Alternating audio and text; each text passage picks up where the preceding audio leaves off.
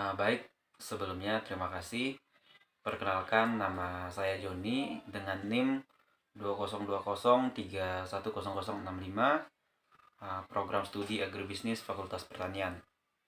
Di sini saya akan menjelaskan mengenai uji normalitas sebagai pemenuhan tugas dari ujian tengah semester saya. Baik, langsung ke materinya. Pengujian normalitas adalah pengujian tentang kenormalan distribusi data.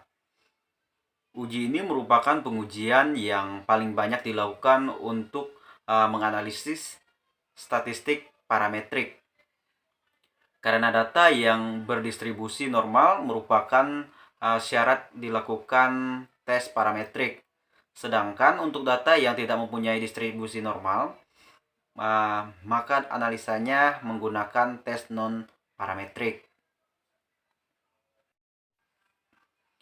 Untuk mengetahui bentuk distribusi, data dapat menggunakan grafik distribusi dan analisis statistik. Penggunaan grafik distribusi merupakan cara yang paling gampang dan sederhana. Kemudian cara ini dilakukan karena bentuk data yang didistribusi secara normal akan mengikuti distribusi normal, di mana bentuk grafiknya mengikuti bentuk lonceng atau bentuk gunung. Sedangkan analisis statistik menggunakan analisis keruncingan dan kemenceng dengan indikator keruncingan dan kemenceng. Untuk menguji normalitas data dapat menggunakan uji Kolmogorov-Smirnov. Tes satu sampel Kolmogorov-Smirnov adalah suatu tes goodness of faith. Artinya, yang diperhatikan adalah tingkat kesesuaian antara distribusi teoritis tertentu. Tes ini menetapkan apakah skor-skor dalam sampel dapat secara masuk akal dianggap berasal dari suatu populasi dengan distribusi tertentu. Tes ini mencakup perhitungan distribusi frekuensi kumulatif yang akan terjadi di bawah distribusi teoritasnya, serta membandingkan distribusi frekuensi itu dengan distribusi frekuensi kumulatif hasil observasi. Distribusi teoritis tersebut merupakan representasi dari apa yang diharapkan di bawah H0.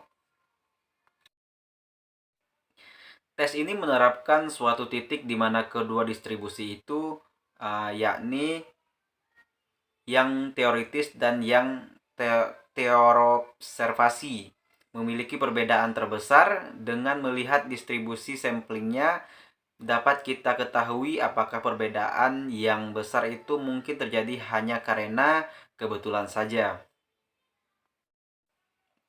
Artinya distribusi sampling itu menunjukkan apakah perbedaan besar yang diamati itu mungkin terjadi apabila observasi itu benar-benar suatu sampel random dari distribusi teoritis itu. Berikut adalah metode. Satu, misalkan suatu F0 dalam kurung X, suatu fungsi distribusi frekuensi kumulatif yang sepenuhnya ditentukan, yakni distribusi kumulatif teoritis di bawah H0, artinya untuk harga yang sembarang besarnya, harga F0 sama dengan X adalah proporsi kasus yang diharapkan mempunyai skor yang sama atau kurang daripada X. Kemudian metode yang kedua, misalkan Sn dalam kurung X, distribusi frekuensi kumulatif yang diobservasi dari suatu sampel random dengan N observasi, di mana X adalah sembarang skor yang mungkin Sn dalam kurung X sama dengan K per N, di mana K banyak observasi yang sama atau kurang dari X. Prosedur pengujian Kolmogorov-Smirnov ini dilakukan dengan langkah-langkah sebagai berikut.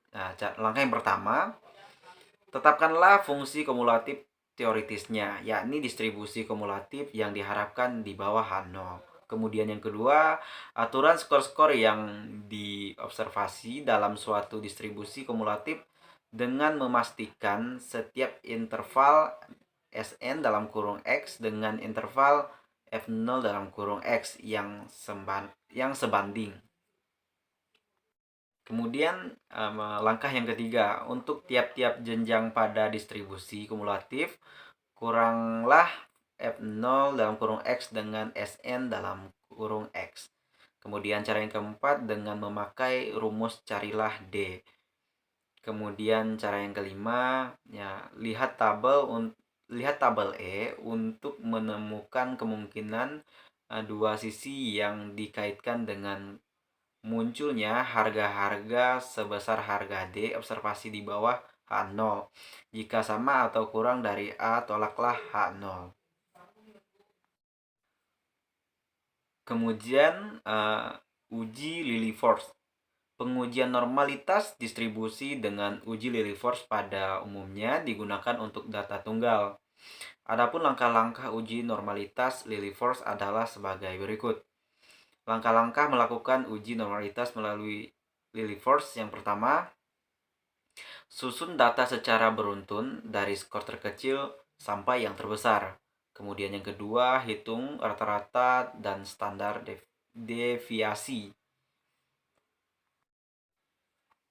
Kemudian yang ketiga, hitunglah nilai standar baku dengan menggunakan Z, skor dari masing-masing data. Kemudian yang keempat, tentukan nilai normal standar baku dalam kurung Z skor dengan menggunakan tabel normal standar dalam kurung baku dari 0 sama dengan Z. 0 kurang Z. Kemudian yang kelima, tentukan peluang F dalam kurung ZI tutup kurung. Uji homogenitas. Uji homogenitas merupakan uji perbedaan antara dua atau lebih populasi. Semua karakteristik populasi dapat bervariasi antara satu populasi dengan yang lain. Dua diantaranya adalah mean dan varian. Selain itu masih ada bentuk distribusi median, kemudian modus, range, dan lain-lain. Uji homogenitas bertujuan untuk mengetahui apakah varian skor yang diukur pada kedua sampel memiliki varian yang sama atau berbeda. Sekian video presentasi saya ucapkan terima kasih.